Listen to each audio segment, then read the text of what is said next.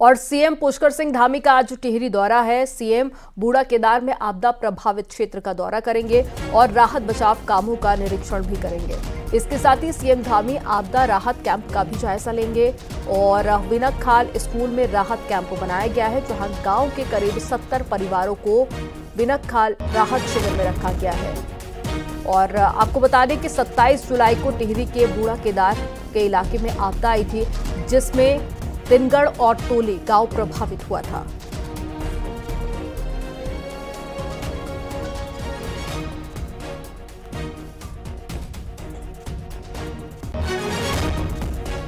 तो मुख्यमंत्री पुष्कर सिंह धामी आज टिहरी के दौरे पर रहेंगे और बीते दिनों देखा कि ये वही इलाका है जहां पर आपदा आई थी, जिससे कई ऐसे गांव जो प्रभावित हुए थे। और ज्यादा जानकारी के साथ में संवाददाता सौरभ सिंह जुड़ गए हैं फोन लाइन पर। सौरभ, आज मुख्यमंत्री पुष्कर सिंह धामी पहुंचने वाले हैं, तो क्या कुछ तैयारियां की गई हैं और साथ ही कौन कौन से क्षेत्र में आज मुख्यमंत्री पहुंचकर जायजा लेंगे? जी, मैं आपको बता दूं, बूढ़ा केदार क्षेत्र में 27 जुलाई को जो भारी आपदा आई थी, जिसमें तोली गांव में 2 लोग जिंदा दफन हो गए थे, उसके साथ ही कुछ घंटों बाद तोली गांव के जो सामने तिनगढ़ गांव है, वहां पर भी भारी तबाही हुई थी। ऊपर से लैंडस्लाइडिंग हुई थी, जिसकी वजह से जो पूरा गांव है, करीब 60 से 70 परिवार को वहां राहत शिविर में शिफ्ट किया गया था और पूरा जो गांव है वो तहस नहस हो गया था। उसके बाद से लगातार जो मंत्री हैं, अधिकारी हैं, उनके दौरे वहां पर लग रहे हैं। 28 तारीख को प्रभारी मंत्री वहां पर पहुंचते हैं और राहत शिविर का जायजा लेते हैं, आपदा प्रभावित क्षेत्र का दौरा करते हैं। उसके बाद कल कमिश्नर गढ़वाल कमिश्नर वहां पहुंचे थे, उन्होंने भी राहत शिविर का जायजा लिया और आपदा प्रभावित क्षेत्र का दौरा करा। उसके बाद आज सीएम धामी खुद वहां पहुंचने वाले हैं, जिसको लेकर प्रशासन भी अलर्ट मोड पे है और जो राहत शिविर है वहां पर को जो जरूरी सुविधाएं हैं उनको दुरुस्त करने के निर्देश दिए गए थे। साथ ही साथ जो आपदा प्रभावित लोग हैं उनका विस्थापन के लिए जो कार्रवाई की जानी थी, उसके लिए भूगर्भीय सर्वेक्षण आज से शुरू हो जाएगा, जिसके बाद जहां जहां जमीन तलाशी जा रही है उसके बाद उन्हें वहां से विस्थापित किया जाएगा। करीब 60 से 70 परिवार है जो आपदा प्रभावित है। साथ ही साथ बूढ़ा केदार क्षेत्र में भी जो बालगंगा नदी है उसके उफान में आने से भारी तबाही हुई थी। हालांकि जान माल की वहां पर कोई हानि नहीं हुई थी, लेकिन खेती खलिहान, पुलिया और जो संपर्क मार्ग है वो काफी क्षतिग्रस्त हो गए थे, जिसके बाद आज मुख्यमंत्री खुद निरीक्षण पे पहुंच रहे हैं। आप नजर बनाए रखिएगा। जानकारी देने के लिए बहुत शुक्रिया सौरभ आपका।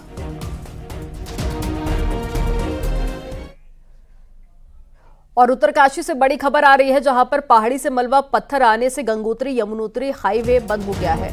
गंगोत्री हाईवे नेताला के पास में मलबा आने से बंद हुआ, तो वहीं पर यमुनोत्री हाईवे झरझर घाट और साथ ही डाबरकोट के पास में मलबा आने से बंद हो गया। हाईवे बंद होने से बड़ी संख्या में यात्री फंसे हुए हैं। वहीं बीआरओ हाईवे से मलबा हटाने का काम शुरू हो गया है।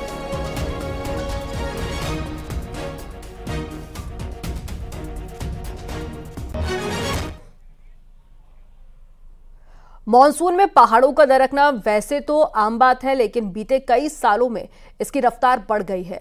इसके लिए कमजोर चट्टानों के साथ में रोड कटिंग को भी एक बड़ी वजह माना जा रहा है। रिपोर्ट आपको दिखाते हैं।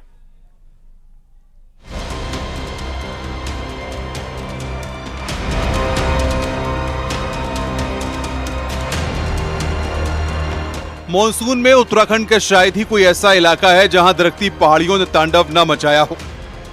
लैंडस्लाइड की ज्यादातर घटनाएं उन इलाकों में हो रही हैं जहां बड़े प्रोजेक्ट चल रहे हैं, जिसके लिए पहाड़ों का सीना भी छलनी किया जा रहा है। नतीजा यह है कि बारिश होते ही बड़ी बड़ी पहाड़ियां टूटकर तांडव मचा रही हैं। पहाड़ियों के टूटने की रफ्तार में बेतरतीब रोड कटिंग ने भी बड़ी भूमिका निभाई है।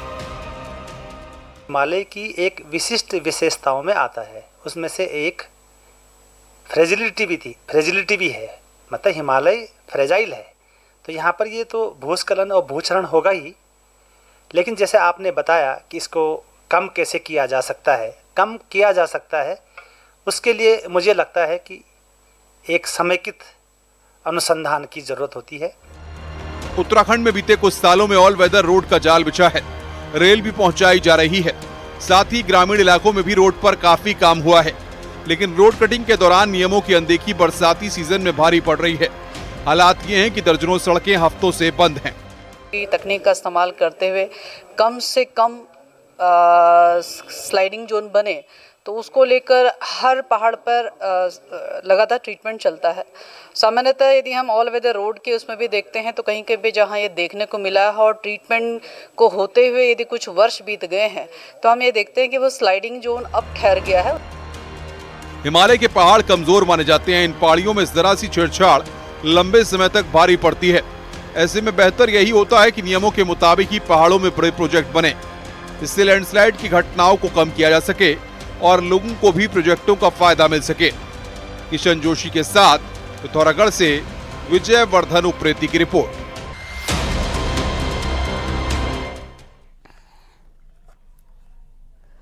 हरिद्वार में आज कांवड़ियों पर हेलीकॉप्टर से फूल बरसाए जाएंगे। सीएम पुष्कर सिंह धामी भी खुद हरिद्वार पहुंचकर कांवड़ियों का चरण वंदन करेंगे और शाम को ओम पुल पर आयोजित शिव संध्या में शामिल होंगे। प्रशासन ने इसको लेकर तैयारी पूरी कर ली है।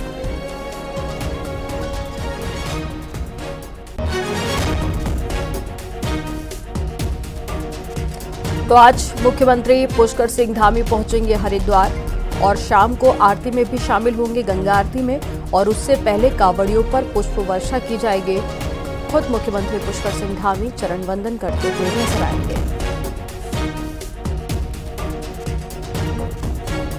तो कांवड़िए बड़ी संख्या में पहुंच रहे हैं हरिद्वार गंगा जल लेने के लिए और आज मुख्यमंत्री भी पहुंचेंगे और कांवड़ियों पर पुष्प वर्षा आज की जाएगी, जिसके बाद में शिव संध्या गंगा आरती भी होती है जिसमें मुख्यमंत्री पुष्कर सिंह धामी शामिल होंगे।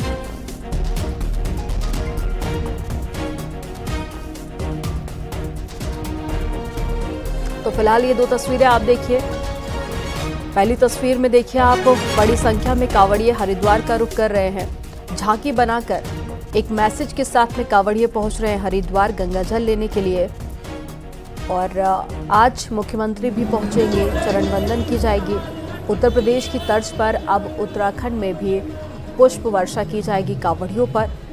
तो अलग अलग राज्य से कांवड़िए पहुंचते हैं हरिद्वार गंगा जल लेने के लिए, जिसके बाद में भगवान शिव का जलाभिषेक करते हैं। सावन का महीना चल रहा है और ऐसे में मुख्यमंत्री भी आज कांवड़ियों पर पुष्प वर्षा करने के लिए पहुंचेंगे। ज्यादा जानकारी के साथ में पुलकित शुक्ला जुड़ गए हैं, संवाददाता पुलकित का रुख कर लेते हैं। पुलकित, आज मुख्यमंत्री पुष्कर सिंह धामी पहुंचेंगे और कांवड़ियों पर पुष्प वर्षा की जाएगी, जिसके बाद में गंगा आरती में भी सीएम शामिल होंगे। क्या कुछ कार्यक्रम रहने वाले हैं आज हरिद्वार में सीएम के? इसके अलावा कितने बजे का वक्त होगा, क्या वक्त होगा जब सीएम पहुंचेंगे? जी देखिए, इस समय हरिद्वार में कांवड़ मेला बहुत जोर शोर से चल रहा है। अब तक करीब प्रशासन के आंकड़ों के अनुसार 1.5 करोड़ से ज्यादा कांवड़िए हरिद्वार पहुंचकर गंगा जल भरकर यहां से अपने अपने गंतव्यों की ओर रवाना हो चुके हैं और कांवड़ मेला अपने अंतिम चरण में इस वक्त चल रहा है। डाक कांवड़ भी शुरू हो चुकी है और इस बीच जो साल का सबसे जो कांवड़ मेले के दौरान हर साल एक बड़ा इवेंट होता है जब मुख्यमंत्री पुष्कर सिंह धामी खुद यहाँ पर पहुंचते हैं और कांवड़ियों का स्वागत करते हैं। आज उसका आयोजन किया जा रहा है। मुख्यमंत्री पुष्कर सिंह धामी करीब 2 बजे हरिद्वार पहुंचेंगे और उसके बाद में डामकोठी में जाने के बाद में जो ओम घाट है, ओम घाट पर हर साल ये कार्यक्रम किया जाता है और ओम घाट पर कांवड़ियों का स्वागत मुख्यमंत्री करेंगे। जिस तरह से स्वागत करने के उनका अपना एक तरीका है, पिछले 2 से 3 सालों से मुख्यमंत्री करते आ रहे हैं। कांवड़ियों के चरण पखाड़कर उनकी चरण वंदना कर मुख्यमंत्री उनका स्वागत करेंगे, उनको मालाएं पहनाएंगे और उनका धर्मगिरी हरिद्वार में कांवड़ लेने आने के लिए उनका अभिनंदन करेंगे। और उसके बाद में जो एक बड़ा शिव संध्या कार्यक्रम ओम घाट पर रखा गया है, जिसमें जो प्रसिद्ध भजन गायक है हंसराज रघुवंशी, वो भगवान के भजनों की प्रस्तुतियां यहाँ पर देंगे। उसको भी मुख्यमंत्री उसके दौरान में मुख्यमंत्री इसमें शिरकत करेंगे। एक बड़ा आयोजन जो आज होने जा रहा है वो जो हेलीकॉप्टर के माध्यम से पुष्प वर्षा की जाएगी कांवड़ियों पर। ये हर की पैड़ी पर, ओम घाट पर और हाईवे पर जितने भी कांवड़िए चलते हैं। ठीक है पुलकित, आप नजर बनाए रखिएगा, आगे भी आपसे अपडेट लेंगे। जानकारी देने के लिए बहुत शुक्रिया आपका। और मुख्यमंत्री पुष्कर सिंह धामी सोमवार को दिल्ली में थे और यहां पर उन्होंने बीजेपी के राष्ट्रीय संगठन महासचिव बीएल संतोष से मुलाकात की। करीब 1 घंटे तक दोनों के बीच में बातचीत हुई, जिसमें कई मुद्दों को लेकर चर्चा की गई। साथ ही उत्तराखंड के विषयों पर भी बातचीत हुई। बीजेपी के केंद्रीय ऑफिस में यह मुलाकात हुई।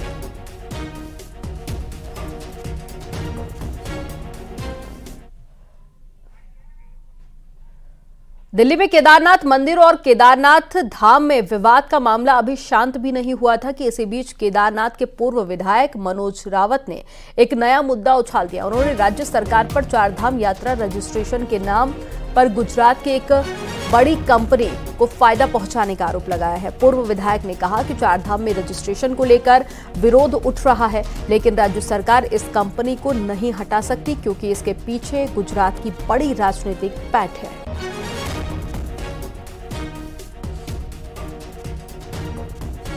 चारों धामों से ये आवाज आ रही है कि जो ये गढ़वाल के चार धाम है, यहाँ जो रजिस्ट्रेशन सिस्टम थोपा गया है, ये खत्म होना चाहिए।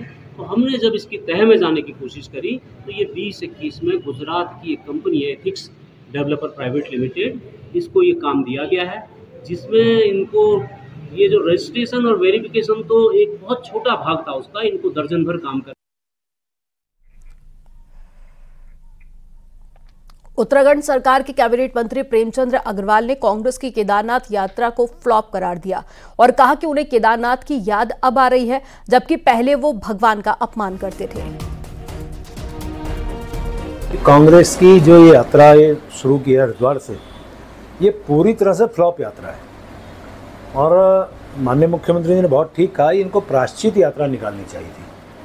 अब आप देखिए, जो लोग भगवान श्री राम को काल्पनिक बताते रहे हो, जो राम मंदिर पे सवाल उठाते रहे हो, जो सनातन पे सवाल उठाते रहे हो, आज उनको भगवान केदार की याद आई है।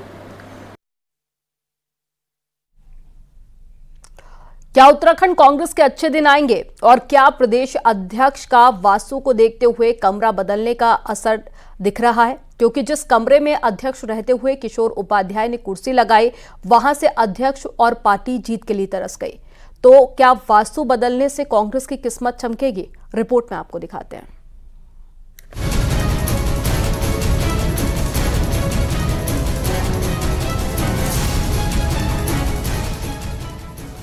बद्रीनाथ और मंगलौर उपचुनाव जीतकर कांग्रेस खुश है। 24 साल में पहली बार विपक्षी पार्टी ने उपचुनाव जीता तो कांग्रेस जीतने की सोच भी नहीं सकती थी, उसने उलटफेर किया।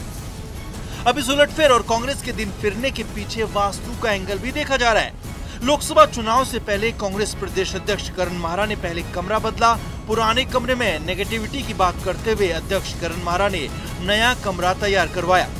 कमरा बदलने का फायदा लोकसभा चुनाव में जीत के तौर पर तो नहीं मिला, लेकिन बद्रीनाथ और मंगलौर की जीत के पीछे इसे एक बड़ा कारण माना जा रहा है। प्रदेश अध्यक्ष करण माहरा खुद मानते हैं कि कमरा बदलने का असर जीत से लेकर नेताओं के रवैये पर साफ दिख रहा है। और वास्तु का निश्चित ही फर्क पड़ता है, मैं मानता हूँ, और शुभ रहा मेरे को अपना कमरा बदलना। उसकी दिशा और उसमें जो एनर्जी है उसका लाभ मिला है। हम दोनों बाई इलेक्शन जीते हैं, यात्रा सफल हो रही है। हमारे कांग्रेस में दोबारा से पूरी एकता है, सारे सीनियर्स जूनियर्स मिलकर आज काम कर रहे हैं, ये उसी का प्रभाव है। अब इस पुराने कमरे को देखिए जहां बतौर प्रदेश अध्यक्ष किशोर उपाध्याय ने कुर्सी लगाई। अब ये कमरा खाली पड़ा है, पर यहाँ कुर्सी लगाने वाले खुद भी चुनाव हारे, जबकि इससे पहले हरीश रावत और यशपाल आर्य अध्यक्ष रहते। जिस कमरे में बैठे पार्टी वहाँ चुनाव जीती। 2017 में अध्यक्ष रहते हुए किशोर उपाध्याय विधायक का चुनाव हारे, पार्टी भी हार गई। 2019 में अध्यक्ष रहते हुए प्रीतम सिंह लोकसभा चुनाव हारे और पार्टी 5 सीटें हारी। 2022 में अध्यक्ष रहते हुए गणेश गोदियाल विधायक का चुनाव हारे, फिर पार्टी चुनाव हारी। पूर्व प्रदेश अध्यक्ष प्रीतम सिंह का कहना है कि वास्तु पर हम भरोसा करते हैं और जो भी है पार्टी के लिए अच्छे रिजल्ट आने चाहिए और पार्टी 2027 का चुनाव जीते। तो क्या करण माहरा ऑफिस में कुछ और बदलेंगे? उसमें उनको जो पहले कमरा मुझे आवंटित था या जिसमें मैं बैठता था उसमें कुछ लगा होगा, इसलिए उन्होंने कमरा आवंटित कर दिया हो। तो ये होता है, हम इन चीज़ों में विश्वास रखते हैं, तो उन्होंने तदनुसार जो उसमें परिवर्तन करने का काम किया है, तो अच्छी बात है, सुखद परिणाम आने चाहिए। ये दोनों कमरे कांग्रेस के पिछले 10 साल का इतिहास है, जिसमें अब जाकर पार्टी विपक्ष में रहते हुए 2 उपचुनाव जीती है। अब देखना होगा कि पार्टी अध्यक्ष का कमरा बदलने का फैसला फिर सत्ता में वापसी करवा पाता है या नहीं। देहरादून से न्यूज़ 18 के लिए दीपांकर भट्ट की रिपोर्ट।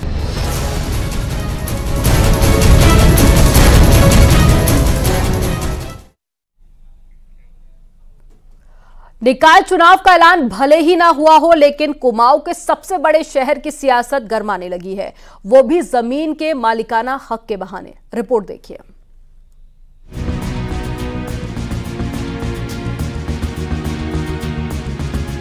हल्द्वानी में दमवा ढूंगा की जमीन के मालिकाना हक मामले का जिन एक बार फिर से बाहर आ गया है। निकाय चुनाव नजदीक हैं इसीलिए मेयर और पार्षद बनने की इच्छा रखने वाले स्थानीय नेता सक्रिय हो गए हैं और मालिकाना हक मांग रहे हैं।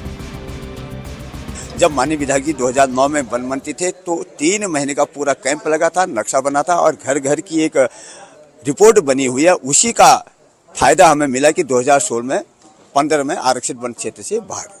जो उस समय अधिसूचना जारी करी गई थी तो वो किसी के संज्ञान में भी नहीं था कोरोना काल में। उससे हमारे क्षेत्र में बड़ा प्रभाव पड़ा, जिससे कि हमारी आगे की प्रक्रिया रुक गई थी। हम चाहते हैं कि उसको शासन लेवल पे उसको सब लोग मिलजुल के उस अधिसूचना जारी हुई थी तो वो हमारे हक में नहीं हुई, उसको वापस करने के लिए हम लोग निवेदन कर रहे हैं कि उसको वापस कर लिया जाए। दरअसल पूर्व कैबिनेट मंत्री बंशीधर भगत ने साल 2009 में वन मंत्री रहते दमवा ढूंगा की जमीन को फॉरेस्ट लैंड से बदलकर रेवेन्यू लैंड करने की सारी कार्रवाई कर डाली थी। साल 2016 में अधिसूचना भी जारी हो गई, लेकिन इस अधिसूचना पर 2020 में अचानक आए एक सरकारी आदेश से रोक लग गई। हालांकि भगत का दावा है कि पूरे मसले को मुख्यमंत्री के सामने रखकर समाधान निकाला जाएगा। विधायक जी ने अपने भूतपूर्व होने के बाद एक रिटायर्ड अधिकारी जो अधिकारी रिटायर्ड हो रहा था वो उनका चेला था, उस चेले से एक लेटर जारी करवा दिया कि इस पर रोक लगाई जाती है और कुछ नहीं है, खाली रोक लगाई जाती है। वो रोक 1 मिनट में हट जाएगी और दमवा ढूंगा वालों को उनका अधिकार मिल जाएगा। दरअसल दमवा ढूंगा का इलाका SC बहुल इलाका है जो 643 एकड़ में फैला हुआ है। ऐसे में निकाय चुनाव से ठीक पहले जमीन के मालिकाना हक का मामला बीजेपी के हक में नहीं, क्योंकि इसका सीधा असर मेयर चुनाव पर पड़ सकता है। ऐसे में बीजेपी जल्द से जल्द इसे ठंडा करना चाहती है। हल्द्वानी से न्यूज़ 18 के लिए शैलेंद्र नेगी की रिपोर्ट।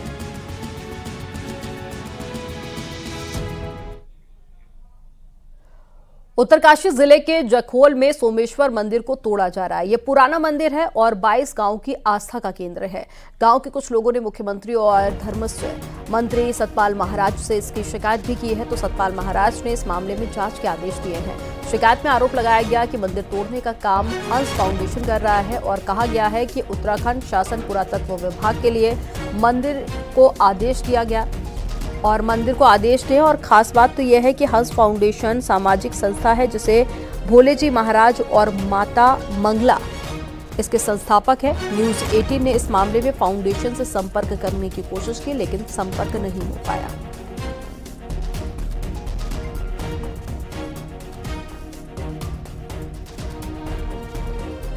हमने जांच के लिए कहा है कि भाई कौन संस्था बना रही है, क्या बना रही है, क्या उनके पास पर्याप्त फंडिंग है, क्या क्या उनके पास एक्सपर्टीज है, मंदिर बनाने के उनके पास कौशल है, क्या उन्होंने प्लान सबमिट किया है, आखिर वो क्या करने जा रहे हैं ये तो पता चले। और उसमें 22 गांव का मंदिर है तो 22 गांव की सहमति होनी चाहिए।